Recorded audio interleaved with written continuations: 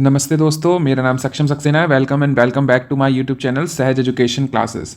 आज हम लोग यूपी का जो अभी तो ब्रोशर नहीं आया है, अभी गवर्नमेंट ऑफिशियल का एक ऑर्डर आया जिसकी वजह से जो गवर्नमेंट ऑफिसर हैं उन्होंने आदेश दिया है कि यूपी का जो ब्रोशर है वो कैसे बनेगा और किस किस कोर्सेज़ के लिए एडमिशन किए जाएंगे और कौन कौन से डॉक्यूमेंट्स और किस डेट में क्या होगा, कौन सी काउंसलिंग होगी, ठीक है। और काउंसलिंग के जो रूल्स वगैरह हैं वो सारे इसमें जो है गवर्नमेंट ऑफिशियल जो है इसका जो नंबर है 3380Y96 आयुष फर्स्ट 2025 ई पत्रा 0193548। ये जनरली नीट जो आयुष कोर्सेज एडमिशन के लिए है यूपी में, वो इसे अभी जो है रिलीज़ किया गया है और इसकी डेट आप लोग सब देख ही सकते हैं। इसकी डेट जो है 26/8/2025 दे रखी है, ये जो आप डेट देख सकते हैं, ठीक है। और ये लखनऊ से जो है रंजन कुमार हैं आयुष विभाग के जो ऑफिसर हैं, उन्होंने ये दिया है। अब हम इसमें देखते हैं कि क्या क्या चीज़ें हैं, ठीक है। तो उससे पहले मैं एक चीज़ सबसे कह देना चाह रहा हूँ कि ये कि जिन्होंने भी मतलब मेरा यूट्यूब चैनल सब्सक्राइब नहीं किया वो सब्सक्राइब कर दें, वीडियो को लाइक कर दें। और आपको जितनी भी मेरिट लिस्ट की कट ऑफ चाहिए यूपी की या ऑल इंडिया की, कौन से टॉप कॉलेजेस हैं, उन सब की प्लेलिस्ट ऑलरेडी मेरे चैनल पर अपलोडेड है, तो उसे आप सब जाके जो है वो देख सकते हैं, ठीक है। अब चलिए हम इसको डिस्कस करते हैं। तो डिस्कस करते हुए थोड़ा सा नीचे जाते हैं। तो इसमें सबसे पहले लिखा है कि ये जो है वो आयुर्वेदिक, यूनानी और होम्योपैथिक मेडिकल कॉलेज में बीएमएस, बीयूएमएस और बीएचएमएस पाठ्यक्रमों में एडमिशन लेने के लिए ये जो है वो काउंसलिंग स्टार्ट की जा रही है। अभी काउंसलिंग का जो है प्रॉपर ब्रोशर नहीं आया, वो ब्रोशर जो है वो अभी डिक्लेरेशन के अंडर है, तो कभी भी आ सकता है, ठीक है। मैक्सिमम चांसेस हैं कि आ जाएंगे। अब हम के जो हैं वो कुछ रूल्स पढ़ लेते हैं। जैसे कि इन्होंने दे रखा है कि जो आयुष काउंसलिंग है वो इस वेबसाइट के पोर्टल पे होगी, तो आपको इसको बहुत ध्यान में रखना है। इस वेबसाइट पे ही आपकी जो है काउंसलिंग होने जाएगी, जिसकी वेबसाइट है www.upayushcounseling.upscdc.gov.in। यहीं पर आपकी बीएमएस, बीएचएमएस, बीयूएमएस, प्राइवेट और गवर्नमेंट दोनों कॉलेजेस की काउंसलिंग्स यहाँ होंगी, ठीक है। इसमें लिखा है कि 100% सीट्स होती हैं, जैसा कि मैंने आपको बताया था, जिसमें से 85% जो सीट्स का अलॉटमेंट होगा वो इसी काउंसलिंग से होगा, जो 50% है वो AACCC की वेबसाइट से होगा, ठीक है। नेक्स्ट अगर हम थोड़ा सा आगे बात करें तो लिखा है तकनीकी संस्था नामांकन कार्य एवं दायित्व, ठीक है। तो अगर इस चीज़ को हम पढ़ें थोड़ा सा आगे, ठीक है, आगे चलें, तो इसमें दे रखा है नीट यूजी 2025 के माध्यम से अहर अभ्यर्थी के ऑनलाइन पंजीकरण, मतलब जो भी ऑनलाइन आप जो भी रजिस्ट्रेशन करोगे वो डाटा कैप्चर, फोटो अपलोड, शुल्क भुगतान एवं छात्रों की स्टेट मेरिट सूची तैयार कर काउंसलिंग की प्रक्रिया हेतु आयुष विभाग उत्तर प्रदेश शासन द्वारा नेशनल इन्फॉर्मेटिक्स सेंटर योजना भवन, यानी कि जो ये काउंसलिंग है, जो आयुष काउंसलिंग जो कंडक्ट कराएगी वो एनआईसी यानी कि नेशनल इन्फॉर्मेटिक्स सेंटर जो है वो आपकी काउंसलिंग जो है वो कराएगी, ठीक है। कि कैसे जो स्टेट मेरिट लिस्ट है, अलॉटमेंट है, वो सारा जो है नेशनल इन्फॉर्मेटिक्स सेंटर के द्वारा किया जाएगा। अब उसके आगे अगर हम थोड़ा सा बात करें तो ये कुछ इतना इंपॉर्टेंट नहीं है, ठीक है। इसमें ये पॉइंट्स आप पढ़ सकते हो, वैसे इसमें कोई इतना वो नहीं है। काउंसलिंग प्रक्रिया, हाँ ये देखो, ये ध्यान में रखना, देखो तकनीकी संस्था द्वारा सुरक्षा के दृष्टिगत अभ्यर्थी द्वारा उपलब्ध कराए गए मोबाइल नंबर, ठीक है, जो भी मोबाइल नंबर आप डालेंगे और प्राप्त ओटीपी के द्वारा पुष्टि के उपरांत ही सबमिट की व्यवस्था सुनिश्चित कराई जाएगी। मतलब जो भी मोबाइल नंबर से आप रजिस्ट्रेशन करोगे या जिस भी मेल आईडी से आप रजिस्ट्रेशन करोगे, उन दोनों पे आपका ओटीपी आएगा और उस ओटीपी को वेरीफाई करने के लिए आपको वो डालना होगा, तभी आपका रजिस्ट्रेशन जो है सक्सेसफुल होगा। वरना अगर ऐसा नहीं होता है तो फिर आपका रजिस्ट्रेशन सक्सेसफुल नहीं माना जाएगा। लिखा एक मोबाइल नंबर एवं ईमेल से एक ही अभ्यर्थी का डाटा लिंक होगा, मतलब जो भी आप मोबाइल नंबर और मेल आईडी डालेंगे उसे बड़े ध्यान से डालिएगा, क्योंकि उसी से आपका सारा डाटा लिंक होगा। जब भी आप मोबाइल नंबर और ईमेल आईडी डालेंगे तो आपका सारा डाटा जो है आपके सामने, या जो भी आयुष काउंसलिंग जो करा रही है उसके सामने ओपन हो जाएगा, ठीक है। इसमें लिखा है काउंसलिंग प्रक्रिया में अभ्यर्थी को आवश्यक संदेश भेजने के लिए ईमेल हेतु स्टेट डाटा सेंटर जीमेल की सुविधा उपलब्ध कराई जानी है, यानी कि मतलब ईमेल की वो तो उन लोगों के लिए है, ठीक है, ये सब कराया जाना है। अब अगर देखें तो देखो इसमें सबसे बड़ी चीज़ याद रखनी है कि इन्होंने कहा है कि कोई भी आपको अगर असुविधा या शिकायत करनी है वेबसाइट को लेके, तो इन्होंने यहाँ पर जो है वो अपनी मेल आईडी दे रखी है कि इस मेल आईडी पे जाके आप जो है कोई भी कंप्लेंट कर सकते हो, और इन्होंने अपने हेल्पलाइन नंबर दे रखे हैं। अगर आपको कोई भी दिक्कत आ रही है तो इन हेल्पलाइन नंबर से आप कॉन्टैक्ट करके अपनी शिकायत या असुविधा को दर्ज करा सकते हो, ठीक है। ये हो गया। नेक्स्ट अगर हम लोग चलें, लिखा है अभ्यर्थी के ऑनलाइन काउंसलिंग की प्रक्रिया हेतु विवरण पुस्तिका ब्रोशर तैयार किया जाना, मतलब अभी ब्रोशर बना नहीं है, ये सिर्फ एक ऑफिशियल ऑर्डर है गवर्नमेंट का, अभी ब्रोशर यहाँ पर बनना बाकी है। यही तो मैं कह रहा था कि अभी ब्रोशर नहीं आया, लेकिन आप लोग कह रहे थे कि ब्रोशर आ गया, ब्रोशर अभी नहीं आया, ब्रोशर अब बनेगा, ठीक है। अब ब्रोशर अगर बनेगा तो देखो ब्रोशर की बात तो उन लोगों के लिए जो बनाएंगे, जो आयुष काउंसलिंग यानी कि जो एनआईसी करा रही है, नेशनल इन्फॉर्मेटिक्स सेंटर, वो करेगी, ठीक है। अब अगर हम इस चीज़ को देखें तो अभ्यर्थियों के लिए एलिजिबिलिटी क्या है, सबसे बड़ी चीज़ यही तो बच्चे पूछ रहे थे कि सर हम एलिजिबल हैं या नहीं है। तो देखो इसमें लिखा हुआ है ऐसे छात्र जो नीट यूजी 2025 की परीक्षा में अहर घोषित अहर घोषित हुए हों तथा निर्धारित ऑनलाइन प्रक्रिया के माध्यम से यूपी आयुष यूजी काउंसलिंग 2025 की अधिकृत वेबसाइट पर पंजीकरण कराया हो, यानी कि आई नीट यूजी एक तो पहली बार 2025 आपने दिया हो, दूसरा जो यूपी की आयुष वेबसाइट जो अब ओपन होगी जिस पर रजिस्ट्रेशन, उस पर आपको रजिस्ट्रेशन कराना नेसेसरी है, वही काउंसलिंग हेतु अहर माने जाएंगे। ठीक है, मतलब वही काउंसलिंग में पार्टिसिपेट कर सकते हैं। अब देखो सेकंड पॉइंट लिखा है BAMS BUMS और BHMS हेतु इंटरमीडिएट अथवा समक्ष परीक्षा में भौतिक विज्ञान यानी कि फिजिक्स, रसायन विज्ञान यानी कि केमिस्ट्री, जीव विज्ञान यानी कि बायोलॉजी, जैव प्रौद्योगिकी यानी कि बायोटेक्नोलॉजी, ठीक है, विषयों में उत्तीर्ण होना अनिवार्य है। यानी कि बायो में जिनके पास भी जूलॉजी बॉटनी थी या जिनके पास भी बायोटेक्नोलॉजी थी, ठीक है, फिजिक्स और केमिस्ट्री थी, तो वो सारे बच्चे जो हैं इस बार इस काउंसलिंग के लिए जो है रजिस्ट्रेशन करा सकते हैं। नेक्स्ट अगर हम लोग आगे बात करें तो इसमें ये लिखा हुआ है कि नीट यूजी 2025 के प्रवेश परीक्षा में निम्नलिखित न्यूनतम परसेंटाइल अंक प्राप्त किए हों। अब देखो परसेंटाइल की बात आ रही थी, तो देखो परसेंटाइल की क्या है, अनारक्षित यानी कि जनरल और आर्थिक रूप से कमजोर वर्ग यानी कि EWS, ठीक है, जनरल की बात चल रही है और EWS की बात चल रही है। तो न्यूनतम अगर आपको पार्टिसिपेट करना है तो मिनिमम 15 परसेंटाइल अंक होना चाहिए। ठीक है, नेक्स्ट अगर बात करें अनुसूचित जाति, ठीक है, और अनुसूचित जनजाति, अन्य पिछड़ा वर्ग यानी कि OBC SC और ST के लिए आपकी मिनिमम परसेंटाइल 40 परसेंटाइल होनी चाहिए। ठीक है, ये इसमें लिखा है। अब इसमें लिखा है अनारक्षित श्रेणी के दिव्यांग अभ्यर्थी, अनारक्षित मतलब जनरल PH, जो जनरल फिजिकली हैंडीकैप्ड वाला जो कोटा होता है उसके लिए मिनिमम परसेंटाइल 45 परसेंटाइल अंक रखे गए हैं, और आरक्षित श्रेणी के दिव्यांग अभ्यर्थी यानी कि जो भी SC ST और OBC के PH के कैंडिडेट्स हैं, ठीक है, जो भी SC ST और OBC के PH और OBC और EWS इन सब के जो PH कैंडिडेट हैं यानी कि दिव्यांग अभ्यर्थी हैं, उनके लिए मिनिमम परसेंटाइल 40 परसेंटाइल अंक निर्धारित की गई है। ठीक है, अब अगर हम इसको आगे थोड़ा सा पढ़ें तो इसमें लिखा है भारतीय चिकित्सा पद्धति, राष्ट्रीय योग, राष्ट्रीय होम्योपैथी आयोग, आयुष मंत्रालय, भारत सरकार, नई दिल्ली द्वारा यदि अर्हता में परिवर्तन किया जाता है, वही बात कि सर रिड्यूस होगी या नहीं होगी, तो उन्होंने लिखा है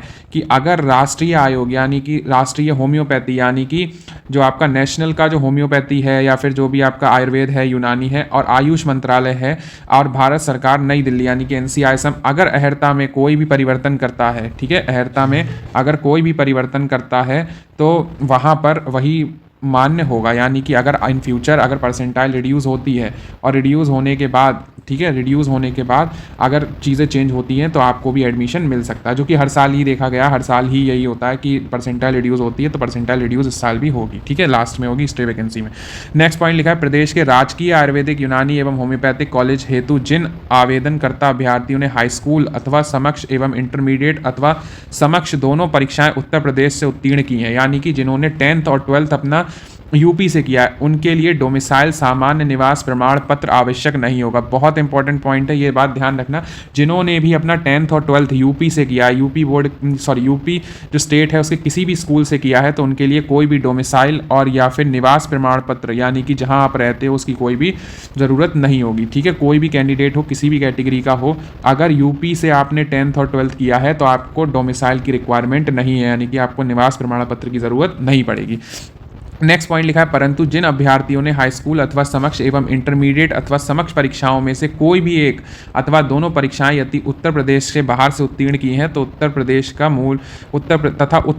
राज्य का मूल निवासी है, तो ऐसे अभ्यर्थी को निर्धारित प्रारूप पर सक्षम प्राधिकारी द्वारा निर्गत उत्तर प्रदेश के निवासी होने का डोमिसाइल सामान्य निवास प्रमाण पत्र प्रस्तुत करना अनिवार्य होगा। कहने का मतलब ये है, अगर आपने यूपी से 10th किया है, महाराष्ट्र से 12th किया है, या यूपी से 12th किया है, महाराष्ट्र से 10th किया है, तो अगर आपने ऐसा कुछ भी किया है, मतलब दोनों ही स्टेट, अगर आप उत्तर प्रदेश में रहते हैं लेकिन आपने क्या किया, दोनों ही यानी कि 10th और 12th या तो यूपी के बाहर से किए या एक यूपी के बाहर से किया और एक यूपी के अंदर किया, इन दोनों कंडीशंस में आपको जो है वो डोमिसाइल की रिक्वायरमेंट होगी, जो कि इन्होंने लिखा है डोमिसाइल और निवास प्रमाण पत्र की ज़रूरत होगी। तो ठीक है, ऐसे बच्चे जिन्होंने 10th और 12th या तो यूपी के बाहर से किया है या 10th यूपी से किया, 12th बाहर से किया या 12th यूपी से किया है और 10th बाहर से किया है, ऐसे बच्चों को डोमिसाइल की रिक्वायरमेंट होगी। और ऐसे बच्चे जिन्होंने यूपी में 10th और 12th किया है उन्हें कोई भी रिक्वायरमेंट नहीं होगी। ठीक है, नेक्स्ट लिखा अलीगढ़ मुस्लिम विश्वविद्यालय, अलीगढ़ से हाई स्कूल तथा समक्ष एवं इंटरमीडिएट तथा समक्ष उत्तीर्ण अभ्यर्थी को भी निवास प्रमाण पत्र प्रस्तुत करना अनिवार्य होगा। ये बहुत इंपॉर्टेंट पॉइंट है। जो भी बच्चे अलीगढ़ मुस्लिम यूनिवर्सिटी से पढ़े हैं, ठीक है, जो भी बच्चे अलीगढ़ मुस्लिम यूनिवर्सिटी से पढ़े हैं या उन्होंने वहाँ से 10th और 12th किया, उन सारे ही बच्चों को डोमिसाइल दिखाना बहुत ही ज़रूरी है, ठीक है? डोमिसाइल बनवाना और रजिस्ट्रेशन के दौरान जो है लगाना बहुत ही ज़रूरी है, ठीक है? तो ये बात आप समझ गए होंगे। जो लोग यूपी से कर रहे हैं तो उनके लिए खुशी की बात ये है कि उन्हें कोई भी डोमिसाइल, जिन्होंने 10th और 12th यूपी से कर रखा है, उन्हें कोई भी डोमिसाइल नहीं दिखाना पड़ेगा, ठीक है? नेक्स्ट, अगर हम नेक्स्ट पॉइंट पे चलें तो नेक्स्ट पॉइंट लिख रखा है निजी क्षेत्र के आयुर्वेदिक, निजी यानी कि प्राइवेट आयुर्वेदिक, यूनानी एवं होम्योपैथिक मेडिकल कॉलेजों, निजी क्षेत्र के विश्वविद्यालय, अल्पसंख्यक संस्थाओं की सभी सीटों पर प्रवेश हेतु उत्तर प्रदेश राज्य का मूल निवासी होना अनिवार्य नहीं होगा। यानी कि ऐसे बच्चे जो प्राइवेट कॉलेजेस में एडमिशन लेना चाहते हैं, उन्हें ज़रूरी नहीं कि वो उत्तर प्रदेश के हों, बाहर के स्टेट्स के लोग भी उत्तर प्रदेश में पार्टिसिपेट कर सकते हैं। जैसे महाराष्ट्र है, केरल है, कर्नाटका है, बाहर के जितने भी स्टेट्स के बच्चे हैं वो प्राइवेट कॉलेजेस के लिए यूपी में पार्टिसिपेट कर सकते हैं, ठीक है? नेक्स्ट लिखा है भारत के अन्य प्रदेशों से हाई स्कूल अथवा समक्ष एवं इंटरमीडिएट अथवा समक्ष उत्तीर्ण अभ्यर्थी भी काउंसलिंग में प्रतिभाग करने हेतु आए होंगे। यानी कि जो ऐसे बच्चे जिन्होंने यूपी के बाहर से पढ़ाई की है, वो सारे ही बच्चे जो हैं यूपी की काउंसलिंग में पार्टिसिपेट कर सकते हैं, यूपी की आयुष काउंसलिंग में, ठीक है? नेक्स्ट, अगर लिखा है आयु की बात की जाए, एज, तो इसमें लिखा है 31 दिसंबर 2025 या उसके पूर्व अभ्यर्थी ने 17 वर्ष आयु पूर्ण कर ली हो, अधिकतम आयु सीमा प्रतिबंधित नहीं है। मतलब मैक्सिमम एज एडमिशन लेने की कोई नहीं है, मिनिमम एज 17 ईयर्स होनी चाहिए, ठीक है? नेक्स्ट लिखा है कि इसमें जो पंजीकरण शुल्क है, यानी कि जो नॉन रिफंडेबल फ़ी है ऑनलाइन जो जाएगी आपकी, जो आपको रजिस्ट्रेशन करते समय सबमिट करनी है, वो कितनी कितनी है और किस कैटेगरी के लिए क्या है, ठीक है? तो सबसे पहला पॉइंट दे रखा है यूपी आयुष यूजी काउंसलिंग 2025 में प्रतिभाग करने वाले अभ्यर्थियों को अधिकृत वेबसाइट पर ऑनलाइन पंजीकरण कराना अनिवार्य होगा, ठीक है? सबसे पहली बात तो ये कि यूपी आयुष काउंसलिंग की जो मैंने ईमेल मतलब जो आपको वेबसाइट बताई थी, वहाँ पर जाकर आपको रजिस्ट्रेशन करना होगा, वो यही बात बोल रहे हैं। लिखा है काउंसलिंग के प्रथम, द्वितीय एवं तृतीय चक्र की काउंसलिंग हेतु ऑनलाइन पंजीकरण करते समय अभ्यर्थी को 2,000 रुपये मात्र ऑनलाइन प्रक्रिया द्वारा पंजीकरण शुल्क जमा करना होगा। यानी कि जब भी आप रजिस्ट्रेशन करेंगे तो आपको 2,000 रुपीज़ की नॉन रिफंडेबल फ़ी, मतलब आपको सिर्फ रजिस्ट्रेशन फीस जो है, मतलब वो 2,000 रुपीज़ है, नॉन रिफंडेबल है, आपको वापस नहीं की जाएगी, और 2,000 रुपये जब तक आप जमा नहीं करेंगे तब तक आपका रजिस्ट्रेशन नहीं होगा। नेक्स्ट लिखा है पंजीकरण का शुल्क ऑनलाइन जमा करने का लिंक पोर्टल, मतलब जो ऑनलाइन जो रजिस्ट्रेशन फीस है वो ऑनलाइन ही सबमिट होगी और वो इस वेबसाइट पे सबमिट होगी www.upayushcounseling.upscdc.gov.in पर ही उपलब्ध रहेगा, ठीक है? अन्य किसी भी माध्यम द्वारा जमा किया गया शुल्क ग्रहण नहीं होगा। यानी कि कहने का मतलब है रजिस्ट्रेशन फीस जो है वो केवल ऑनलाइन जमा होगी और किसी भी मोड से इसे जमा नहीं किया जा सकता, ठीक है? नेक्स्ट इसमें लिखा है स्ट्रे वैकेंसी चक्र हेतु, यानी कि स्ट्रे वैकेंसी राउंड के लिए इन्होंने लिखा ऐसे अभ्यर्थी जिन्होंने वर्ष 2025 की काउंसलिंग में पंजीकरण नहीं कराया है, यानी कि ऐसे बच्चे जिन्होंने मतलब शुरुआत मतलब फर्स्ट, सेकेंड और थर्ड राउंड में रजिस्ट्रेशन नहीं कराया, जो कि डायरेक्ट स्टे वैकेंसी राउंड में रजिस्ट्रेशन करा रहे हैं, उन्हें पंजीकरण शुल्क यानी कि रजिस्ट्रेशन फीस 2,000 रुपीज़ जो है वो पे करनी होगी, ठीक है? यानी कि जो लोग डायरेक्ट स्टे वैकेंसी राउंड में पार्टिसिपेट करेंगे उन्हें 2,000 रुपीज़ की रजिस्ट्रेशन फीस जो कि नॉन रिफंडेबल होगी वो सबमिट करनी पड़ेगी। नेक्स्ट इसमें पॉइंट लिखा है प्रथम, द्वितीय तथा तृतीय चक्र में जिन अभ्यर्थियों द्वारा पंजीकरण कराया गया हो, ठीक है, परंतु उन्हें कोई सीट आवंटित नहीं हुई हो, यदि ऐसे अभ्यर्थी स्ट्रे वैकेंसी चक्र में प्रतिभाग करना चाहते हों तो उन्हें पुनः पंजीकरण कराते हेतु 1,000 रुपीज़ यानी कि 1,000 मात्र पंजीकरण शुल्क पृथक से दे होगा। कहने का मतलब ये है जिन्होंने फर्स्ट, सेकेंड और थर्ड राउंड कराया पर उन्हें कोई भी सीट अलॉट नहीं हुई, ठीक है? तो ऐसे बच्चे जिन्हें स्ट्रे वैकेंसी में भी पार्टिसिपेट करना है आफ्टर थर्ड राउंड, तो उन्हें दोबारा से रजिस्ट्रेशन नहीं कराना, उन्हें रजिस्ट्रेशन उनका ऑलरेडी है, बस उन्हें क्या करनी है 1,000 रुपये की नॉन रिफंडेबल फी जो है सबमिट करनी है। यानी कि 1,000 रुपीज़ आपको फिर से स्ट्रे वैकेंसी के लिए सबमिट करने हैं। यानी कि जो लोग डायरेक्ट स्ट्रे वैकेंसी में पार्टिसिपेट करेंगे उनके लिए रजिस्ट्रेशन फीस 2,000 है, और जिन्होंने फर्स्ट राउंड से या सेकेंड राउंड से या थर्ड राउंड से रजिस्ट्रेशन कर रखे हैं उन्हें स्ट्रे वैकेंसी में पार्टिसिपेट करने के लिए एक्स्ट्रा अमाउंट यानी कि 1,000 रुपीज़ सबमिट करने पड़ेंगे, ठीक है? इतनी बात आई होप सबको क्लियर हो गई होगी। नेक्स्ट पॉइंट पे हम लोग चलते हैं। इसमें लास्ट पॉइंट यही लिखा है पंजीकरण शुल्क किसी भी दशा में वापस नहीं किया जाएगा, यानी कि ये टोटली क्या होगा, नॉन रिफंडेबल होगा, ठीक है? नेक्स्ट सिक्योरिटी मनी की बात कर लेते हैं। अभ्यर्थियों के लिए धरोहर धनराशि का मतलब होता है सिक्योरिटी मनी। ये रिफंडेबल होती है, ठीक है? सिर्फ कॉलेज के टाइम तक सबमिट रहेगी, उसके बाद आफ्टर 3 मंथ जब काउंसलिंग खत्म हो जाएगी, काउंसलिंग के 3 महीने के बाद ये आपको आपके अकाउंट में रिफंड कर दी जाएगी। अब आगे इसमें हम ये भी देखेंगे कि किस किस दशा में इसको वापस नहीं किया जाएगा या फॉरफिट कर लिया जाएगा, यानी कि जब्त कर लिया जाएगा। तो हम लोग इसको फर्स्ट पॉइंट पढ़ते हैं। पंजीकरण कराते समय अभ्यर्थी को ऑनलाइन माध्यम से धरोहर धनराशि भी जमा करना अनिवार्य होगा, ठीक है। तो लिखा है जब आप रजिस्ट्रेशन करेंगे तो वहाँ पर काउंसलिंग में आपने रजिस्ट्रेशन फी सबमिट कर दी, उसके बाद आपको सिक्योरिटी मनी सबमिट करनी होगी ताकि आप जो हो वो काउंसलिंग में पार्टिसिपेट कर सको, ठीक है। इसका लिंक पोर्टल पर तत्सम उपलब्ध कराया जाएगा, मतलब जिस समय आप रजिस्ट्रेशन कर रहे होंगे रजिस्ट्रेशन फी पे कर देंगे, उसी के बाद आपको सिक्योरिटी मनी पे करने का ऑप्शन मिलेगा, ठीक है। राजकीय आयुर्वेदिक यानी कि गवर्नमेंट आयुर्वेदिक, यूनानी, होम्योपैथिक मेडिकल कॉलेजों में सीट आवंटन हेतु अभ्यर्थी को सिक्योरिटी मनी के रूप में 20,000 रुपये मात्र तथा निजी यानी कि मैं आपको एक चीज़ बता दूं कि गवर्नमेंट कॉलेज के बीएएमएस, बीयूएमएस और बीएएमएस में एडमिशन लेने के लिए जो सिक्योरिटी मनी रखी गई है वो 20,000 रुपीज़ रखी गई है, ठीक है। निजी क्षेत्र यानी कि प्राइवेट कॉलेजेस के बीएएमएस, बीयूएमएस, बीएचएमएस मेडिकल कॉलेजों हेतु ये धनराशि रुपए कितने रखी गई है 50,000 यानी कि 50,000 मात्र ऑनलाइन गेटवे के माध्यम से जमा करना अनिवार्य होगा।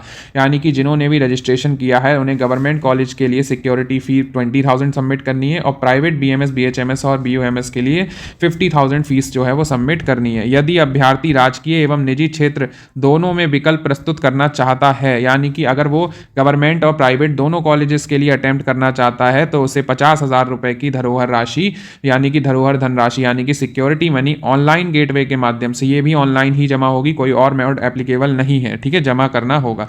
धरोहर धनराशि जमा कराने के उपरांत ही अभ्यर्थी चॉइस फिलिंग हेतु आहार होगा, मतलब जब तक आप सिक्योरिटी मनी सबमिट नहीं करेंगे तब तक आप जो है चॉइस फिलिंग नहीं कर सकते, ठीक है। अब कुछ के दिमाग में सर ये आएगा कि गवर्नमेंट के 20,000 जमा कर देते हैं, चॉइस फिलिंग करते समय प्राइवेट भी भर देंगे, तो ऐसा नहीं होगा। अगर आप गवर्नमेंट के लिए ही ऑप्ट कर रहे हैं तो गवर्नमेंट कॉलेज ही आपकी चॉइस फिलिंग में होंगे, कोई भी प्राइवेट कॉलेज का ऑप्शन शो नहीं होगा, ठीक है।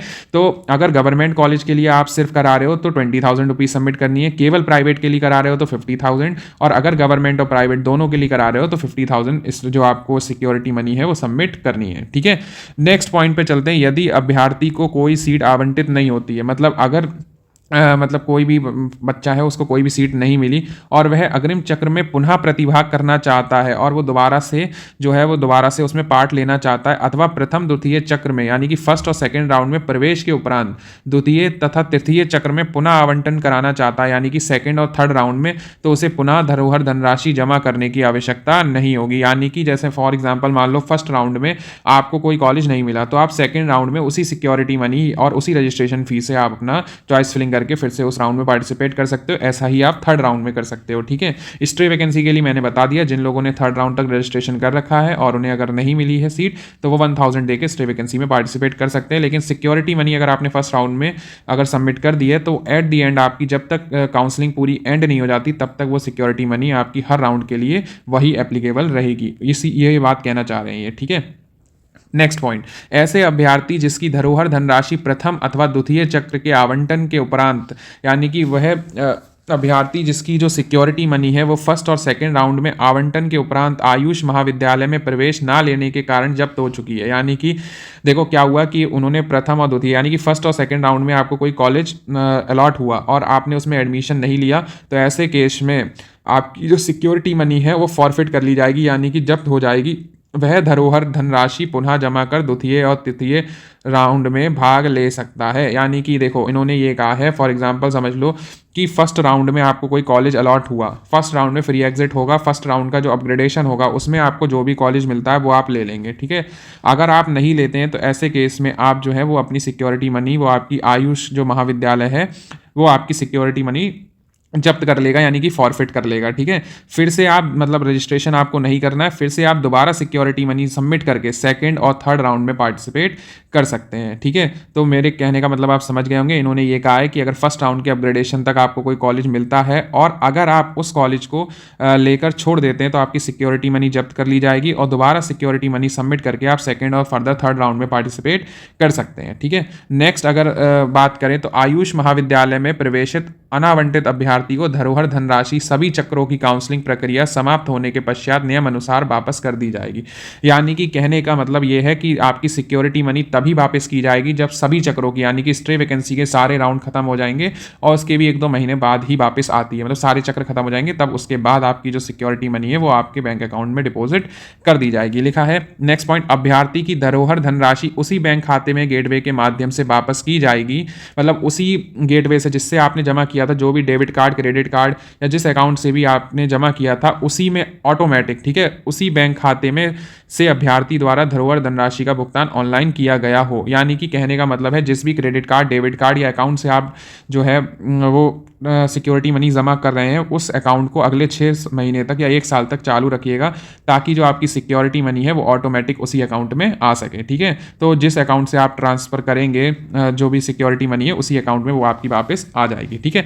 नेक्स्ट इसमें अगर थोड़ा सा आगे बढ़ें तो इसमें नेक्स्ट लिखा हुआ अभ्यर्थी के अभिलेखों का सत्यापन, यानी कि जो आपके ऑनलाइन, ठीक है, जो ऑनलाइन डॉक्यूमेंट्स वेरिफिकेशन होगा और जो नोडल सेंटर यानी कि नेशनल होम्योपैथिक मेडिकल कॉलेज में जाके जो भी आपका जो है मतलब हम कह सकते हैं कि जो भी आपको डॉक्यूमेंट्स वेरिफिकेशन के लिए ले जाने हैं उनका जो है डिस्क्रिप्शन दे रखा है। तो सबसे पहले पढ़ लेते हैं। लिखा है ऑनलाइन सत्यापन यूजी आयुष काउंसलिंग 2025 में प्रतिभाग करने वाले अभ्यर्थियों के शैक्षणिक अभिलेखों का सत्यापन ऑनलाइन कराया जाएगा। यानी कि ऑनलाइन वेरिफिकेशन के लिए कौन कौन से डॉक्यूमेंट्स लगाए जाएंगे उनकी लिस्ट दे रखी है, जिस हेतु अभ्यर्थी द्वारा निम्नलिखित अभिलेख वेबसाइट पर अपलोड किए जाएंगे, ठीक है। तो ये अपलोड आपको जो अपलोड डॉक्यूमेंट कौन कौन से करने हैं वो मैं बता देता हूँ। सबसे पहले हाई स्कूल समक्ष अथवा समक्ष परीक्षा का प्रमाण पत्र, यानी कि हाई स्कूल की मार्कशीट और सर्टिफिकेट, ये दोनों चीज़ें आपको ऑनलाइन अपलोड करनी है।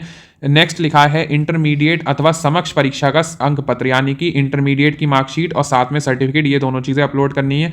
नीट यूजी 2025 का स्कोर कार्ड सबमिट करना है। नेक्स्ट आरक्षण से संबंधित प्रमाण पत्र, यानी कि अगर आपका कोई रिजर्वेशन है, एससी है, एसटी है, ओबीसी है, ये भी आपको अपलोड ऑनलाइन करना है, ठीक है। डोमिसाइल सर्टिफिकेट सिर्फ उन्हीं को अपलोड करने हैं जिन्होंने यूपी के बाहर से 10th और 12th कर रखी है या दोनों में से एक बाहर से कर रखी है, ऐसे लोगों को डोमिसाइल सर्टिफिकेट अपलोड करना है, ठीक है। और जो भी लोग बाहर से पार्टिसिपेट कर रहे हैं प्राइवेट कॉलेजेस के लिए यूपी में, ठीक है, उनको यूपी का डोमिसाइल नहीं करना है। अभ्यर्थी को आधार प्रमाणीकरण कराया जाएगा और आधार उपलब्ध ना हो, अब देखो अपना आधार भी अपलोड करना है, ठीक है। तो इसमें लिखा है अभ्यर्थी को आधार प्रमाणीकरण कराया जाएगा, यानी कि आप जब अपना रजिस्ट्रेशन करेंगे तो आधार नंबर डालेंगे, फिर उस पर OTP आएगा, जो नंबर आपके उस पर आधार पर रजिस्टर्ड होगा, फिर वहाँ से वेरीफाई किया जाएगा कि आपका आधार है या नहीं है, ठीक है। तो आधार उपलब्ध ना होने अथवा प्रमाणीकरण ना पाने की स्थिति में, ठीक है, अगर आधार आपने अपलोड कर दिया और आपकी OTP नहीं आ रही है तो उस केसेस में आपको driving license, passport, pan card, photo युक्त बैंक पासबुक, अंतिम शैक्षणिक संस्था से निर्गत फोटो युक्त पहचान पत्र अपलोड कराना होगा। अगर आपका आधार कार्ड काम नहीं कर रहा है या आधार कार्ड आपका नहीं है या OTP नहीं आ रही है, वेरिफिकेशन नहीं हो रहा है, उस केस में आप DL का यूज़ कर सकते हैं, पासपोर्ट का यूज़ कर सकते हैं, पैन कार्ड का यूज़ कर सकते हैं और अपनी बैंक पासबुक का जिसपे आपकी फ़ोटो लगी हो, या फिर कोई भी ID कार्ड जिससे आप प्रीवियस स्कूल से पास हुए हों, ठीक है।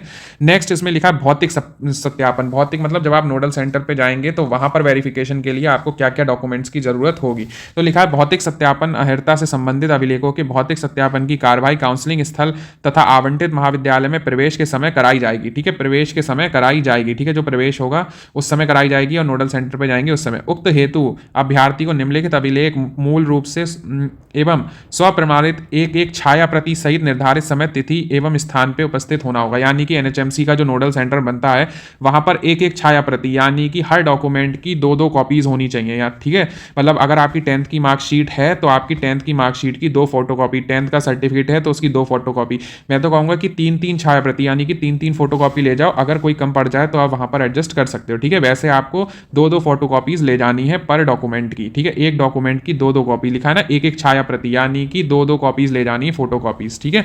यानी कि 10th है तो उसकी 2 कॉपी, 12th है तो उसकी, डोमिसाइल की 2, रिजर्वेशन कैटेगरी मतलब जो सर्टिफिकेट है उसकी 2, ये सब, ठीक है। अब देखो वहाँ पर नोडल सेंटर पर आपको क्या क्या डॉक्यूमेंट्स ले जाने हैं। तो सबसे पहले नीट UG का प्रवेश पत्र, यानी कि एडमिट कार्ड और स्कोर कार्ड, यानी कि रिजल्ट, ये दोनों चीज़ें ले जानी है, ठीक है। और ये इसी प्रक्रम में आपको लगा के ले जानी है जिसमें जिस तरीके से ये दे रखी है, ठीक है। जिस तरीके से यहाँ पर दे रखा है इसी तरीके से आपको जो फोटोकॉपी है और जो भी डॉक्यूमेंट्स हैं ओरिजिनल वो इसी तरीके से ले जाके लगा के ले जाने हैं, ठीक है, जब भी आप नोडल सेंटर पे जाएंगे। नेक्स्ट हाई स्कूल अथवा समक्ष एवं इंटरमीडिएट एवं समक्ष के अंक पत्र एवं प्रमाण पत्र, यानी कि हाई स्कूल और इंटरमीडिएट यानी कि 10th और 12th की मार्कशीट और साथ में सर्टिफिकेट्स ये आपको साथ ले जाने हैं और इनकी 2-2 मतलब एक फोटोकॉपी ले जानी है। सामान्य निवास प्रमाण पत्र, यानी कि डोमिसाइल सर्टिफिकेट, मूल निवास प्रमाण पत्र जो उत्तर प्रदेश सरकार द्वारा निर्धारित प्रारूप पर सक्षम प्राधिकारी द्वारा निर्गत किया गया। और डोमिसाइल सर्टिफिकेट मैंने बता दिया किन किन को ले जाना है, और जिन्होंने यूपी से कर रखा उनको नहीं ले जाना है 10th और 12th, ठीक है, उनके लिए कोई ज़रूरी नहीं है। सक्षम प्राधिकारी द्वारा निर्धारित प्रारूप पर आरक्षण के दावे से संबंधित अभिलेख, प्रमाण पत्र, अनुसूचित जाति, अनुसूचित जनजाति, अन्य पिछड़ा वर्ग, आर्थिक रूप से कमजोर वर्ग, देखो आ गया फ्रीडम फाइटर, स्वतंत्रता संग्राम सेनानी के आश्रितों, भूतपूर्व सैनिकों के आश्रित, दिव्यांगता यानी कि पीएच कैंडिडेट्स संबंधी प्रमाण पत्र, एनसीसी सर्टिफिकेट यानी कि जिनका एनसीसी से एडमिशन, अभ्यर्थी जिन आरक्षित श्रेणी का दावा करेगा उससे संबंधित प्रमाण पत्र सत्यापित कराया जाएगा। आरक्षण से संबंधित सभी प्रमाण पत्र दिव्यांगता एवं एनसीसी प्रमाण पत्र को छोड़कर, सिर्फ दिव्यांगता और एनसीसी प्रमाण पत्र को छोड़कर उत्तर प्रदेश राज्य सरकार द्वारा प्रदत्त प्रारूप पर ही मान्य होंगे। यानी कि जो भी सर्टिफिकेट्स आप बनवा रहे हो रिजर्वेशन के, वो यूपी के होने चाहिए, यानी कि उत्तर प्रदेश सरकार द्वारा मान्य होने चाहिए, ठीक है। सिर्फ एनसीसी का सर्टिफिकेट छोड़ के और दिव्यांगता का सर्टिफिकेट छोड़ के जितने भी सर्टिफिकेट्स, चाहे आप एससी के हो, ओबीसी के हो, एसटी के हो, पीएच के हो, ये सारे सर्टिफिकेट्स आपको यूपी यानी कि उत्तर प्रदेश सरकार से बने हुए होने चाहिए। देखो कई बार ऐसा होता है कि सेंट्रल का ईडब्ल्यूएस और ओबीसी, एससी, एसटी इनका परफॉर्मा अलग होता है और स्टेट्स के परफॉर्मा अलग होते हैं, ठीक है। तो ये गलती मत करिएगा, जब भी आप सेंट्रल में काउंसलिंग कराएं तो सेंट्रल से बनेगा आपका जो भी सर्टिफिकेट आप बनवा रहे हैं, सिर्फ एनसीसी और ये दिव्यांगता यानी कि पीएच को छोड़ के। और जब भी आप उत्तर प्रदेश में पार्टिसिपेट कर रहे हैं तो सारे ही आपको SC, ST, OBC, general, ex army, freedom fighter, ये सारे कोटा जो हैं आपको उत्तर प्रदेश सरकार से ही बनवाने हैं, ठीक है। आई होप इतनी बात समझ गए होंगे। अन्य प्रदेशों से जारी आरक्षण संबंधी प्रमाण पत्रों पर उत्तर प्रदेश का राजकीय आयुष महाविद्यालय में आरक्षण का लाभ देय नहीं होगा। इन्होंने बिल्कुल स्पष्ट कर दिया है कि अगर आपने किसी भी अन्य प्रदेश से या सेंट्रल यानी कि केंद्रीय से बनवाए गए जो प्रमाण पत्र अगर आप लगा रहे हैं तो वो आपको कोई भी लाभ नहीं देगा, यानी कि आप स्ट्रिक्टली जो है जनरल में कंसिडर कर दिए जाएंगे, ठीक है। स्टेट कोटे की सीटों हेतु भारत सरकार के सेवा आयोजन हेतु निर्गत प्रमाण पत्र मान्य नहीं होंगे, बल्कि उत्तर प्रदेश राज्य शासन द्वारा उत्तर प्रदेश के शिक्षण संस्थानों सेवा आयोजन हेतु निर्गत प्रमाण पत्र ही मान्य होंगे, ठीक है। इसमें ये लिखा है भारत सरकार यानी कि केंद्र की सरकार, यानी कि ऐसे कोई भी प्रमाण पत्र लागू नहीं होंगे सिर्फ एनसीसी और पीएच को छोड़ के, जो कि भारत सरकार यानी कि आपने केंद्र सरकार से बनाए। सारे जो प्रमाण पत्र हैं उन्होंने स्पष्ट कर दिया है कि उत्तर प्रदेश सरकार के बनाए हुए ही होने चाहिए, तभी आप एलिजिबल होंगे कोटे के लिए, ठीक है। नेक्स्ट, निजी क्षेत्र के 15% ऑल इंडिया कोटे की सीटें हेतु संबंधित प्रदेश से निर्गत जाति प्रमाण पत्र मान्य होंगे।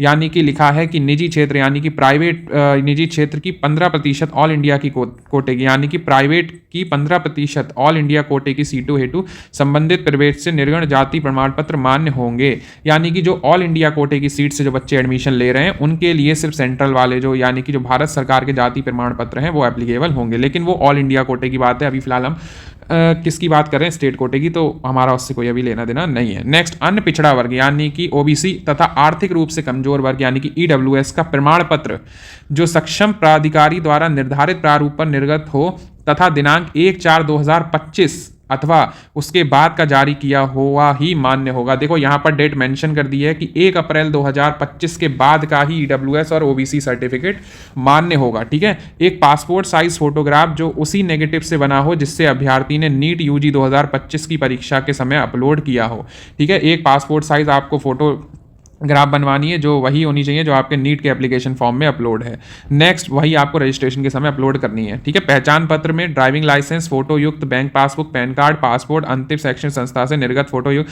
जिन अभ्यर्थी का पंजीकरण के समय किन्हीं कारणों से आधार पर प्रामाणीकरण नहीं हो सका, ऐसे अभ्यर्थी भौतिक सत्यापन के समय आधार कार्ड के साथ उपस्थित होंगे। यानी कि ऐसे बच्चे जिन्होंने रजिस्ट्रेशन के समय आधार कार्ड अपना अपलोड नहीं किया है, ये किसी कारणवश नहीं कर पाए हैं, वो जब नोडल सेंटर पर वेरिफिकेशन के लिए जाएंगे यानी कि फिजिकल वेरिफिकेशन भौतिक सत्यापन के लिए जाएंगे, तब उन्हें आधार कार्ड ले जाना अनिवार्य होगा, ठीक है। नेक्स्ट लिखा है ऑनलाइन पंजीकरण का प्रिंट आउट, यानी कि नेक्स्ट आपको ऑनलाइन पंजीकरण का प्रिंट आउट ले जाना है, और धरोहर राशि यानी कि सिक्योरिटी मनी का भी आपको प्रिंट आउट ले जाना है, ठीक है। तो ऑनलाइन पंजीकरण यानी कि जो ऑनलाइन रजिस्ट्रेशन किया है वो तो आपको ले जाना है आयुष की वेबसाइट पे, और साथ में आपको सिक्योरिटी मनी का भी प्रिंट आउट ले जाना है कि मैंने किया है, ठीक। नेक्स्ट पॉइंट लिखा है दिव्यांगता प्रमाण पत्र आयुष मंत्रालय भारत सरकार द्वारा निर्धारित केंद्रों व जारी प्रारूप पर ही मान्य होंगे तथा वर्तमान सत्र 2025-26 के लिए निर्गत किए गए होंगे। यानी कि जो दिव्यांग दिव्यांगता प्रमाण पत्र हैं, यानी कि जो पीएच के प्रमाण पत्र हैं, जो कि आयुष मंत्रालय यानी कि भारत सरकार द्वारा निर्धारित केंद्रों पर जारी किए जाएंगे या किए गए होंगे, वो वर्तमान सत्र 2025 और 26 के ही होने चाहिए।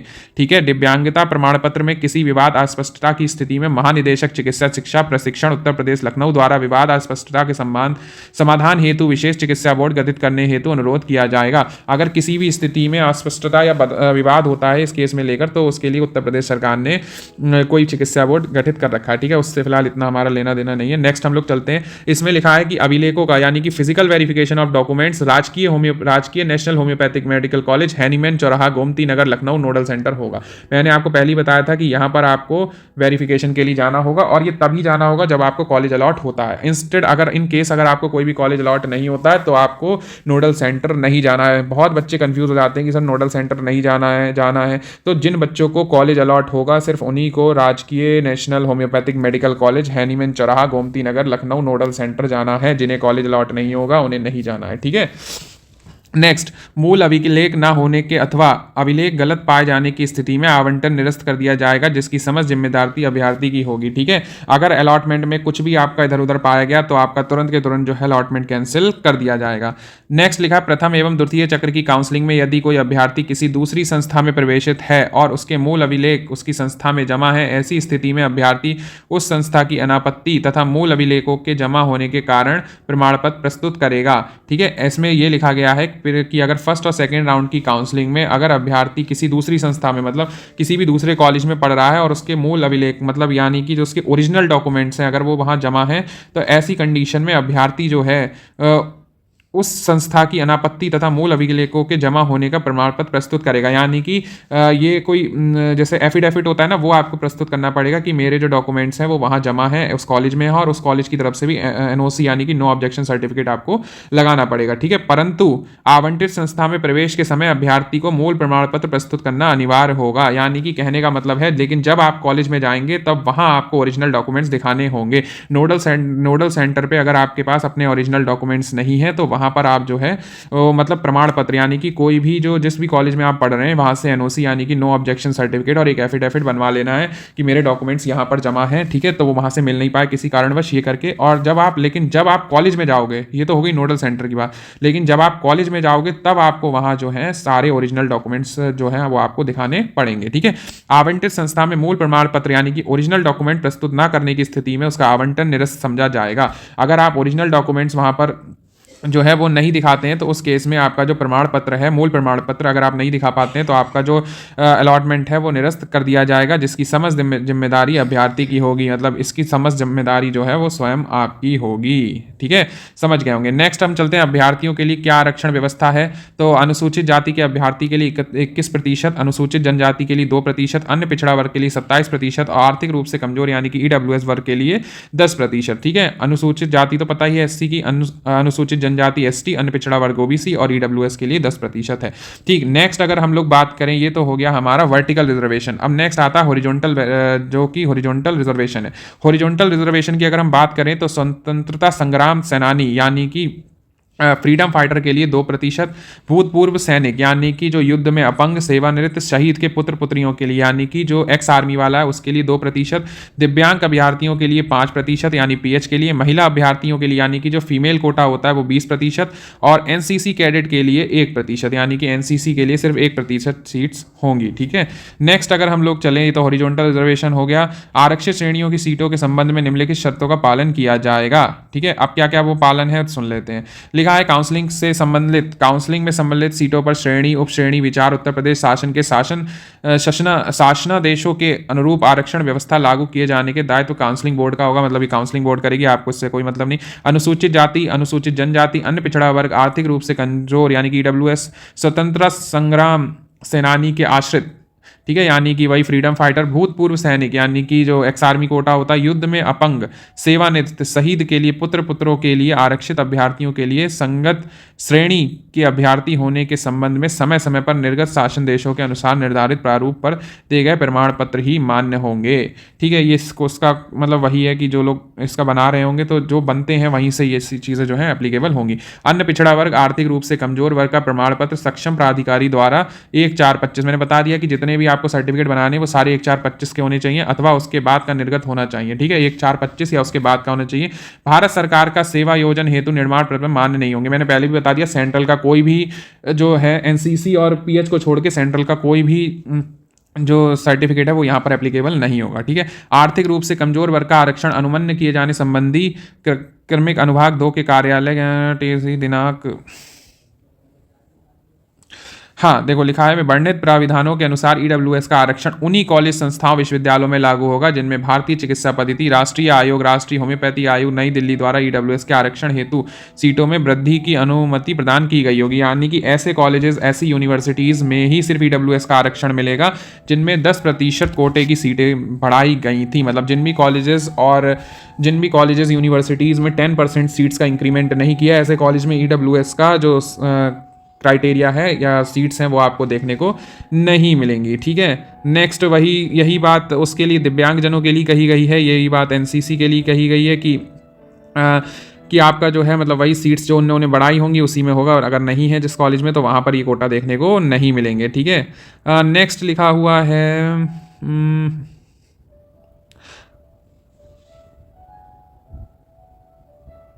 इसमें कोई इतना इम्पोर्टेंट तो नहीं है, ठीक है।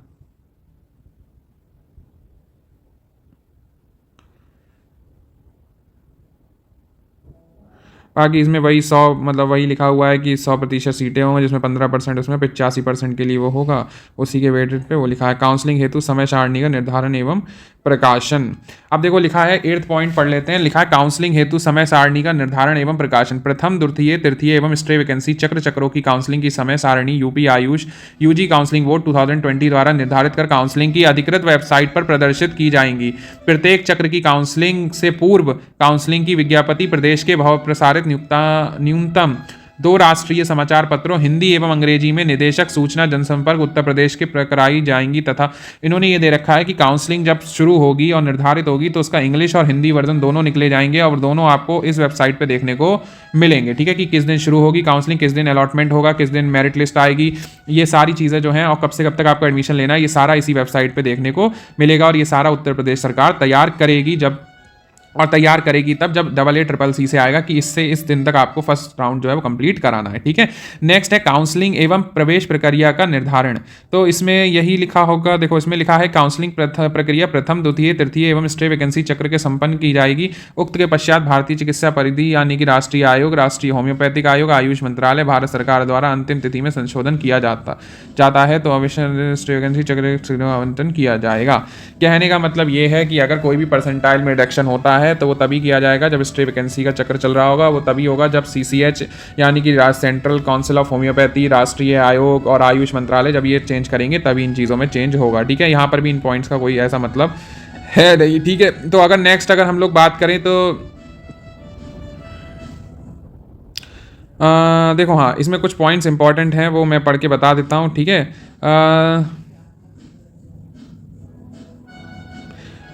देखो नेक्स्ट, हाँ इसमें ये चीज़ इंपॉर्टेंट है, देखो लिखा है प्रथम अथवा द्वितीय चक्र की काउंसलिंग से प्रवेशित अभ्यर्थी यदि अग्रिम चक्र की काउंसलिंग में प्रतिभाग करना चाहते हैं तो उसे प्रवेशित आयुष महाविद्यालय से संबंधित काउंसलिंग हेतु अनापत्ति प्रमाण पत्र प्रस्तुत करना अनिवार्य होगा, ठीक है। तृतीय एवं स्टे वैकेंसी चक्र से प्रवेशित अभ्यर्थी को अनापत्ति प्रमाण पत्र की सुविधा उपलब्ध नहीं होगी। यानी कि इसमें ये लिखा है कि प्रथम अथवा द्वितीय चक्र की काउंसलिंग से प्रवेशित अभ्यर्थी यदि अग्रिम चक्र की काउंसलिंग में प्रतिभाग करना चाहता है तो उन्होंने लिखा है कि अगर आपको जो है फर्स्ट और सेकंड राउंड में अगर आपको कॉलेज मिल गया है और आप आगे भी जो है वो पार्ट लेना चाहते हैं, प्रतिभाग करना चाहते हैं काउंसलिंग में, ठीक है, यदि अग्रिम चक्र तक, ठीक है, प्रवेशित अभ्यर्थी यदि अग्रिम चक्र की काउंसलिंग में भी यानी कि आने वाला जो 3rd राउंड है उसमें अगर प्रतिभाग करना चाहता है तो उसे प्रवेशित आयुष महाविद्यालय से यानी कि जिस कॉलेज में भी आपने एडमिशन लिया है वहां से संबंधित काउंसलिंग हेतु अनापत्ति प्रमाण पत्र यानी कि एनओसी, नो ऑब्जेक्शन सर्टिफिकेट प्रस्तुत करना अनिवार्य होगा, यानी कि आपको एनओसी दिखानी पड़ेगी। तृतीय एवं स्टे वैकेंसी चक्र से प्रवेशित अभ्यर्थी को अनापत्ति प्रमाण पत्र की सुविधा उपलब्ध नहीं होगी। यानी कि इसमें साफ साफ कह दिया है कि तृतीय एवं स्टे वैकेंसी अगर आपको तृतीय राउंड में और स्टे वैकेंसी राउंड में अगर आपको पार्टिसिपेट करना है तो वहां पर एनओसी की कोई भी सुविधा उपलब्ध नहीं होगी, ये सिर्फ फर्स्ट और सेकंड राउंड के लिए एप्लीकेबल होगी, ठीक है। यानी कि सेकंड राउंड का अग्रिम चक्र की बात करें तो अपग्रेडेशन की बात कर रहे हैं वो बस, ठीक है। तृतीय चक्र की काउंसलिंग के आवंटन प्रक्रिया के पश्चात यदि आरक्षित श्रेणी उप श्रेणी की सीटें रिक्त रहती हैं, ठीक है, खाली रहती हैं, तो उन्हें नियम अनुसार सुसंगत श्रेणी में अमिलित परिवर्तित करते हेतु आवंटन प्रक्रिया संपन्न की जाएगी। कहने का मतलब यह है, अगर किसी भी कोटे की कोई सीट थर्ड राउंड के बाद भी खाली रहती है तो उसको सुसंगत श्रेणी यानी कि जनरल कैटेगरी में कन्वर्ट करके भर दिया जाएगा, ठीक है। निजी क्षेत्र की आयुर्वेदिक, यूनानी, होम्योपैथिक मेडिकल कॉलेज में ऑल इंडिया कोटे की 15% सीटों पर प्रथम एवं द्वितीय चक्र में काउंसलिंग की प्रक्रिया की जाएगी, ठीक है। 15% सीटें प्रथम एवं द्वितीय चक्र की काउंसलिंग में भरी जाएंगी, ठीक है। द्वितीय चक्र के उपरांत यदि सीटें अवशेष रहती हैं तो उन सीटों को निजी क्षेत्र के स्टेट कोटा की 85% सीटों के साथ सम्मिलित कर लिया जाएगा। कहने का मतलब यह है कि जो भी बच्चे प्राइवेट के लिए पार्टिसिपेट करना चाहते हैं उन्हें सिर्फ 15% सीट्स पर ही अलॉटमेंट देखने को मिलेगी यूपी के प्राइवेट कॉलेजेस में, ठीक है। और अगर वो सीट्स भी खाली रह जाती हैं, ठीक है, मतलब वो अगर 15% सीट्स भी जो प्राइवेट कॉलेज बाहर के बच्चे आने वाले थे, अगर वो सीट्स भी खाली रह जाती हैं तो उन्हें द्वितीय चक्र के मतलब सेकंड राउंड के बाद उन्हें भी जो है यूपी के 85% कोटे में मतलब जो है वो मिक्स कर लिया जाएगा, ठीक है। मतलब उन्हें भी यूपी के कोटे में मतलब 85% कोटे में उन सीट्स को भी कंसिडर कर लिया जाएगा आफ्टर सेकंड राउंड। ये दे रखा है। AACCC 2025 द्वारा घोषित अनर्ह अभ्यर्थी काउंसलिंग की प्रक्रिया में भाग लेने हेतु पात्र नहीं होंगे। देखो लिखा है AACCC 2025 द्वारा घोषित अनर्ह अभ्यर्थी यानी कि ऐसे बच्चे जिन्हें अनर्ह अभ्यर्थी काउंसलिंग की प्रक्रिया में भाग लेने से हेतु पात्र नहीं होंगे, यानी कि AACCC ने जिन भी बच्चों को डिबार कर दिया है काउंसलिंग से, वो बच्चे यूपी स्टेट काउंसलिंग में पार्टिसिपेट नहीं कर सकते। अब इसमें लास्ट आते हैं प्रथम चक्र की काउंसलिंग, द्वितीय चक्र की काउंसलिंग और तृतीय चक्र की काउंसलिंग में क्या क्या रूल्स हैं, ठीक है।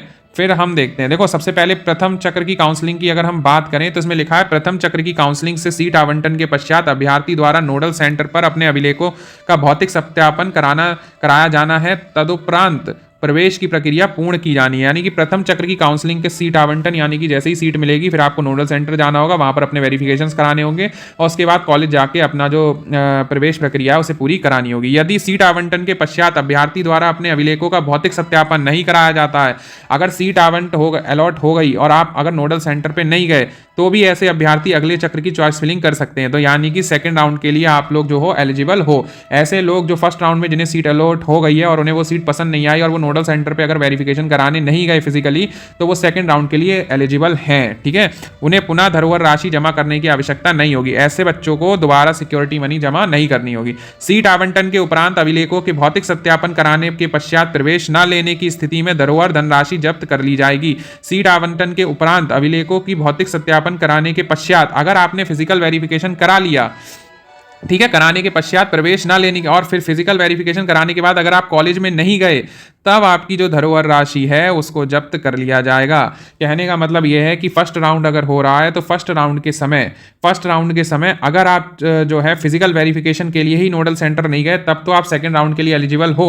पर आपने क्या किया, फर्स्ट राउंड में रजिस्ट्रेशन किया, आप नोडल सेंटर तो गए फिजिकल वेरिफिकेशन के लिए पर आप कॉलेज में नहीं गए अलॉटमेंट के दौरान, तो ऐसे केस में आपकी सिक्योरिटी मनी जो है वो फॉरवर्ड कर ली जाएगी यानी कि जब्त कर ली जाएगी। ऐसे अभ्यर्थी अगले चक्र की काउंसलिंग में प्रतिभाग करना चाहते हैं तो उन्हें धरोहर राशि पुनः जमा करनी होगी। यानी कि ऐसे बच्चे जिन्होंने फिजिकल वेरिफिकेशन नोडल सेंटर पे कराया पर कॉलेज में नहीं गए, उन बच्चों को सेकंड राउंड के लिए एलिजिबल तो होंगे पर उनको दोबारा से सिक्योरिटी मनी सबमिट करनी पड़ेगी। मुझे लगता है फर्स्ट राउंड के आपको सारे रूल्स क्लियर हो गए होंगे। नेक्स्ट आते हैं द्वितीय चक्र की काउंसलिंग। ऐसे अभ्यर्थी जिन्होंने प्रथम चक्र की काउंसलिंग में पंजीकरण नहीं कराया हो वह पंजीकरण कराकर प्रतिभाग कर सकते हैं, यानी कि सेकंड राउंड में फ्रेश रजिस्ट्रेशन देखने को मिलेंगे। ऐसे अभ्यर्थी जिन्हें प्रथम चक्र की काउंसलिंग से कोई भी सीट आवंटित नहीं हुई हो द्वितीय चक्र की काउंसलिंग हेतु अहर होंगे, यानी कि ऐसे बच्चे जिन्होंने फर्स्ट राउंड में जिन्हें कोई भी सीट एलोकेट नहीं हुई उन्हें भी सेकंड राउंड में काउंसलिंग करने का मौका मिलेगा। उन्हें पुनः धरोहर राशि जमा करने की आवश्यकता नहीं होगी। ऐसे बच्चों को दोबारा से सिक्योरिटी मनी जमा नहीं करनी जिन्होंने फर्स्ट राउंड में कर दी थी और जिन्हें कोई भी सीट नहीं मिली। थर्ड, प्रथम चक्र में प्रवेशित अभ्यर्थी पुनर्वंटन के लिए पुनः चॉइस फिलिंग कर सकते हैं, ठीक है। प्रथम चक्र में प्रवेशित अभ्यर्थी ऐसा मतलब ऐसे बच्चे जिन्होंने जो है वो चॉइस फिलिंग की थी तो दोबारा से वो जो है प्रथम चक्र में प्रवेशित अभ्यर्थी मतलब दोबारा आवंटन के बाद भी चॉइस फिलिंग कर सकते हैं, मतलब दोबारा जब चॉइस फिलिंग होगी तब कर सकते हैं। अभ्यर्थी चॉइस फिलिंग करते समय प्रवेशित सीट का विकल्प द्वितीय चक्र में ना भरें। अभ्यर्थी चॉइस फिलिंग करते समय प्रवेशित सीट जो मतलब सीट उन्हें मिल गई है, ठीक है, जो सीट उन्हें मिल गई है उसका विकल्प ना चुने, ठीक है, सेकंड राउंड में आप उसे ना भरें, ठीक है। इसमें साफ साफ लिखा है जो सीट आपको मिल चुकी है वो कॉलेज आपको नहीं भरना है। जो आपको कॉलेज अच्छे जो उस रैंक से ऊपर मिल सकते हैं आपको सिर्फ वही कॉलेज भरने हैं, ठीक है।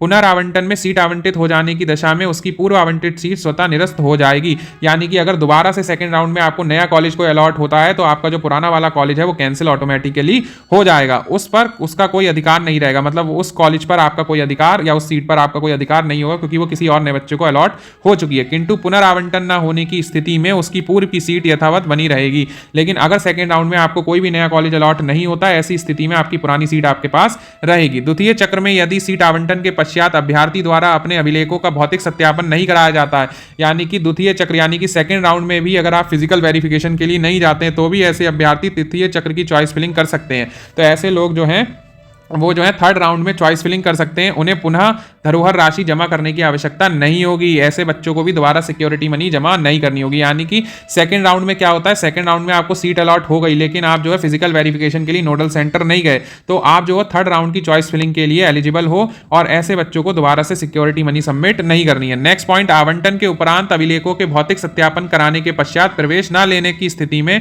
धरोहर धनराशि जब्त कर ली जाएगी। आवंटन के उपरांत अभिलेखों का भौतिक सत्यापन कराने के पश्चात, यानी कि आप फिजिकल वेरिफिकेशन के लिए नोडल सेंटर चले गए सीट मिलने के बाद और फिर जो है आप कॉलेज नहीं गए, तो ऐसी केस में आपकी जो है सिक्योरिटी मनी जब्त कर ली जाएगी। ऐसे अभ्यर्थी अगले चक्र की काउंसलिंग में प्रतिभाग करना चाहते हैं तो उन्हें दोबारा से धरोहर राशि जमा करनी पड़ेगी। मतलब ऐसे अभ्यर्थी जिन्हें अगले चक्र में यानी कि थर्ड राउंड में पार्टिसिपेट करना है, उन्हें फिर से जो है सिक्योरिटी मनी सबमिट करनी पड़ेगी।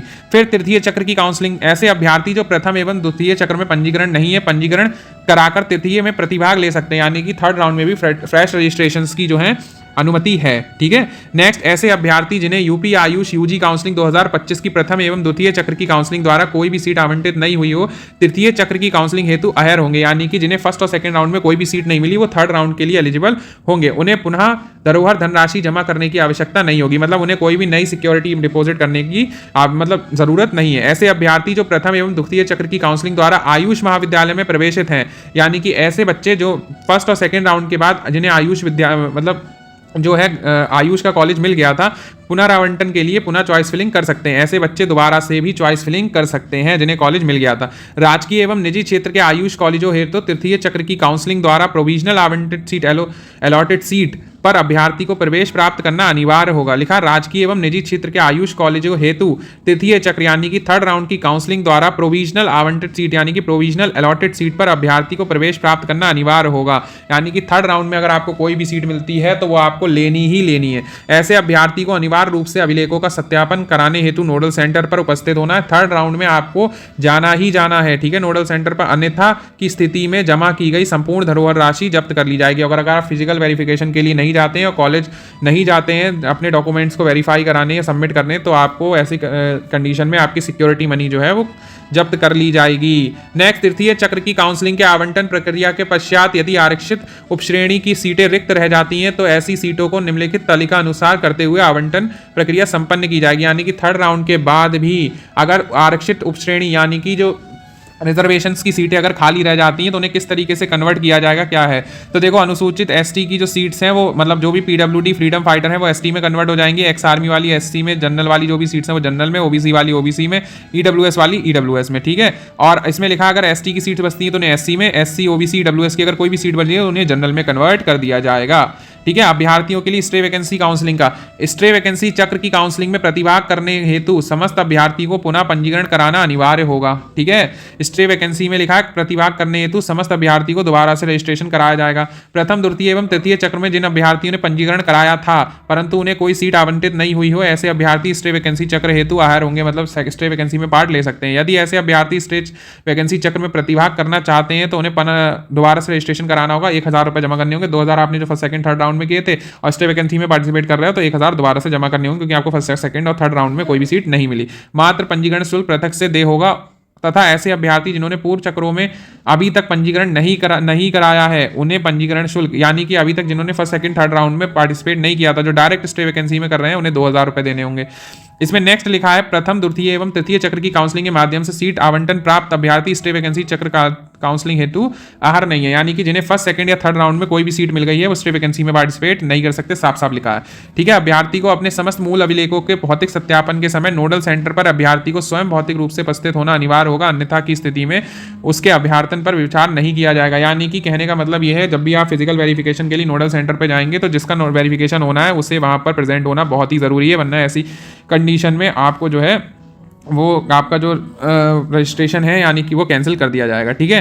राजकीय एवं निजी क्षेत्र के आयुष कॉलेजों हेतु स्टे वैकेंसी चक्र की काउंसलिंग द्वारा प्रोविजनल अलॉटेड सीट पर अभ्यर्थी को प्रवेश प्राप्त करना अनिवार्य होगा। अगर स्टे वैकेंसी में कोई भी गवर्नमेंट और प्राइवेट की सीट मिलती है तो उसमें आपको जो है वो एडमिशन लेना ही लेना है। ऐसे अभ्यर्थी को अनिवार्य रूप से अभिलेखों के सत्यापन हेतु नोडल सेंटर पर उपस्थित होना होगा। मतलब स्टे वैकेंसी में अगर कोई सीट अलॉट होती है तो आपको वहां पर एडमिशन लेना ही लेना है, अन्यथा की स्थिति में जमा की गई संपूर्ण धनराशि जब्त कर ली जाएगी, और अगर आप ऐसा नहीं करते तो आपकी सिक्योरिटी मनी फॉरफिट हो जाएगी। ठीक है, स्टे वैकेंसी चक्र में पुनः आवंटन अनुमान्य नहीं होगा, यानी कि रिसफलिंग दोबारा नहीं कर सकते हैं आप। ठीक है, स्टे वैकेंसी चक्र में कोई पुनः आवंटन अनुमान्य नहीं होगा, यानी कि रिसफलिंग आप दोबारा नहीं कर सकते, कॉलेज चेंज नहीं कर सकते। ठीक है, अभ्यर्थी द्वारा त्यागपत्र दिए जाने के संबंध में व्यवस्था का निर्धारण, यानी कि त्यागपत्र यानी कि कॉलेज छोड़ने की वो, ठीक है, कि क्या क्या है कॉलेज छोड़ने की। ठीक है, तो थोड़ा सा ही रह गया, अब इसको पढ़ के खत्म करते हैं फटाफट।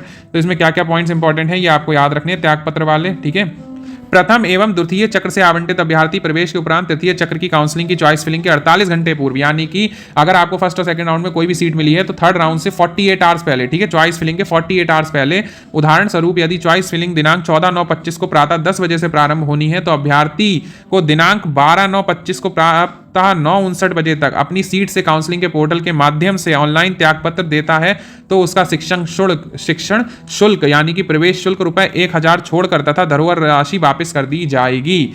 यानी कि कहने का मतलब यह है, अगर आपने किसी भी, हाँ, अगर इसमें लिखा है आपने अगर कभी भी फर्स्ट और सेकंड राउंड में अगर आपको कोई भी सीट अलॉट हो गई और आप थर्ड राउंड में पार्टिसिपेट करना चाहते हो, थर्ड राउंड की चॉइस फिलिंग करना चाहते हो, तो उससे 48 आवर्स बिफोर चॉइस फिलिंग जब स्टार्ट होगी थर्ड राउंड की, उससे 48 आवर्स यानी कि 2 दिन पहले, ठीक है, तक अपनी काउंसलिंग अपनी जो पोर्टल से मतलब अपनी सीट जो है वो पोर्टल के माध्यम से छोड़ दोगे। लेकिन उस केस में देखो आपको क्या क्या चीजें वापस नहीं की जाएंगी। ठीक है, तो इसमें लिखा है तो उसका शिक्षण शुल्क यानी कि प्रवेश शुल्क ₹1000 छोड़कर, यानी कि जो आपकी रजिस्ट्रेशन फी होगी ₹1000, उसको छोड़कर आपको धरोहर राशि वापस कर दी जाएगी। यानी कि आपको शिक्षण शुल्क वापस नहीं किया जाएगा जो कि प्रवेश शुल्क है ₹1000 तथा धरोहर राशि वापस कर दी जाएगी। उसका शिक्षण शुल्क तथा धरोहर राशि वापस कर दी जाएगी, यानी कि जो भी आपने कॉलेज में फीस सबमिट की होगी वो, और साथ में आपको जो सिक्योरिटी मनी है वो आपको रिटर्न कर दी जाएगी अगर आप थर्ड राउंड की चॉइस फिलिंग करना चाहते हो। लेकिन ये तभी जब चॉइस फिलिंग थर्ड राउंड की स्टार्ट हो रही है उससे 2 दिन पहले तक। ठीक है, समझ गए होंगे, और ₹1000 काट लिए जाएंगे, वो वापस नहीं किए जाएंगे। ठीक है, प्रवेशित अभ्यर्थी द्वारा पोर्टल पर प्राप्त त्यागपत्र महाविद्यालय के प्रधानाचार्य, देखो लिखा प्रवेशित अभ्यर्थी द्वारा पोर्टल पर प्राप्त त्यागपत्र महाविद्यालय के प्रधानाचार्य नोडल ऑफिसर द्वारा निर्धारित समय अंतर्गत NOC नो ऑब्जेक्शन सर्टिफिकेट के पोर्टल पर अपडेट करना अनिवार्य होगा। ठीक है, जो भी अभ्यर्थी प्रवेशित हुआ है उसे पोर्टल पर त्यागपत्र जो है महाविद्यालय के प्रधानाचार्य या नोडल ऑफिसर द्वारा निर्धारित समय पर अंतर्गत NOC के पोर्टल पर अपडेट कराना अनिवार्य होगा। यानी कि जिस कॉलेज में भी आप पढ़ रहे हैं वहां पर वहां के जो प्रिंसिपल सर होंगे या जो नोडल ऑफिसर्स होंगे उनसे आपको ये काम कराना है। पोर्टल पर अपडेट त्यागपत्र ही मान्य होंगे, यानी कि पोर्टल पर अपडेटेड मतलब जो दोबारा आप जो अपडेट मतलब जो जब 2 दिन पहले तक जो चल रही होगी वही आप डालेंगे तभी मान्य होंगे। मतलब कोई पुराना डाल देंगे तो वो मान्य नहीं होगा। किसी अन्य माध्यम से प्राप्त त्यागपत्र मान्य नहीं होगा, मतलब सिर्फ प्रिंसिपल सर द्वारा कॉलेज के या नोडल ऑफिसर्स द्वारा ही जो आप NOC बनवाएंगे, जो अपलोड करेंगे पोर्टल पे, वही मान्य होंगे और किसी माध्यम से कोई भी चीज मान्य नहीं होगी। अभ्यर्थी द्वारा संबंधित संस्था को सामान्यतागण त्यागपत्र दिए जाने पर यदि संस्था द्वारा पोर्टल पर त्यागपत्र की सूचना सामान्यकृत अपडेट नहीं की जाती है तो संबंधित संस्था के विरुद्ध नियमानुसार कार्रवाई की जाएगी। कहने का मतलब यह है कि आपने कॉलेज को त्यागपत्र दे दिया लेकिन कॉलेज ने त्यागपत्र अगर अपलोड नहीं किया तो ऐसे कंडीशंस में कॉलेज के ऊपर जो है नियम अनुसार जो भी कार्रवाई है वो की जाएगी। ठीक है, अभ्यर्थी को सीट का आवंटन अलॉटमेंट एलोकेशन प्रवेश नहीं है। ठीक है, अभ्यर्थी को सीट का आवंटन प्रवेश नहीं है। आवंटन के पश्चात अभ्यर्थी को संबंधित कॉलेज पर भौतिक रूप से उपस्थित होकर प्रवेश प्रक्रिया संपन्न कराने के पश्चात ही प्रवेश मान्य माना जाएगा। यानी कि जो भी सीट आपको मिली है, ठीक है, वहां पर आपको उस कॉलेज में जाना है, प्रॉपर एडमिशन लेना है, प्रॉपर आपको प्रेजेंट होना अपने ओरिजिनल डॉक्यूमेंट्स के साथ, तभी आपका एडमिशन सक्सेसफुल माना जाएगा। तत्पश्चात ही प्रवेशित अभ्यर्थी प्रवेशित सीट से त्यागपत्र दे सकेगा, तभी आप जो है अपनी सीट से रिजाइन दे सकेंगे, रेजिग्नेशन दे सकेंगे। तृतीय एवं स्टे वैकेंसी चक्र से प्रवेशित अभ्यर्थी हेतु त्यागपत्र किसी भी दशा में अनुमन्य नहीं होगा। तृतीय यानी कि थर्ड राउंड और स्टे वैकेंसी चक्र के प्रवेशित अभ्यर्थी को कोई भी त्यागपत्र जो है किसी भी दशा में अनुमन्य नहीं होगा, यानी कि एप्लीकेबल नहीं होगा। सिर्फ फर्स्ट और सेकंड राउंड तक और थर्ड राउंड की चॉइस फिलिंग से 2 दिन तक पहले ही आपका जो है रेजिग्नेशन लेटर जो है वो माना जाएगा। थर्ड राउंड में कोई भी रेजिग्नेशन लेटर या जो भी आपका स्टे वैकेंसी है उसमें कोई भी ऐसी सुविधा नहीं है, ठीक है। फर्स्ट और सेकंड राउंड तक है ये चीज़। काउंसलिंग में प्रतिभाग हेतु निजी क्षेत्र के आयुष मेडिकल कॉलेजों से शुल्क लिए जाने के संबंध में व्यवस्था का निर्धारण, ठीक है।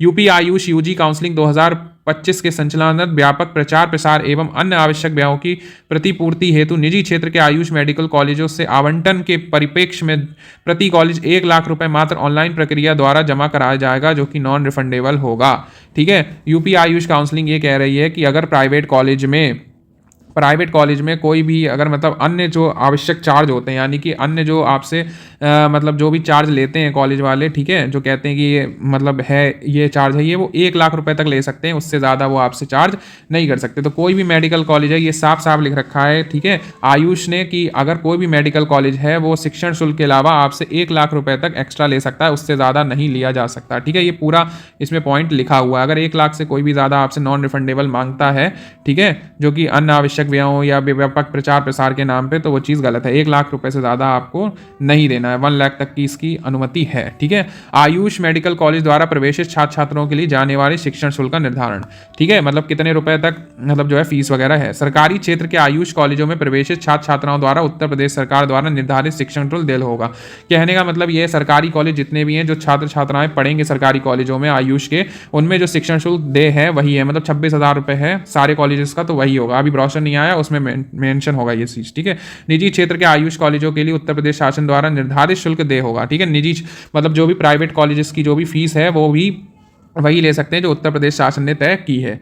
अल्पसंख्यक संस्थानों का शुल्क संस्था द्वारा स्वयं निर्धारित किया जाएगा, यानी कि अल्पसंख्यक संस्थानों यानी कि जो भी शुल्क संस्था मतलब बहुत सारी जो फैसिलिटीज़ वगैरह होती हैं उनके जो भी फीसेज हैं वो सारे जो हैं कॉलेज वाले तय कर सकते हैं। निजी क्षेत्र के आयुष कॉलेजों के लिए सुरक्षा धनराशि अधिकतर 50,000 रुपये निर्धारित की जाती है। मतलब अगर सिक्योरिटी मनी के नाम पर कोई भी कॉलेज, आपका प्राइवेट कॉलेज अगर आपको कुछ भी रुपये लेता है तो वो केवल 50,000 रुपये तक ले सकता है, 0 से 50,000 तक। तो सिक्योरिटी मनी जो प्राइवेट कॉलेज सबमिट कराते हैं वो 50,000 तक ही करा सकते हैं, उससे ज़्यादा नहीं कराएंगे। उत्तर प्रदेश शासन का ऑर्डर है कि 50,000 से ज़्यादा कोई भी प्राइवेट कॉलेज जो है सिक्योरिटी मनी नहीं ले सकता, ठीक है।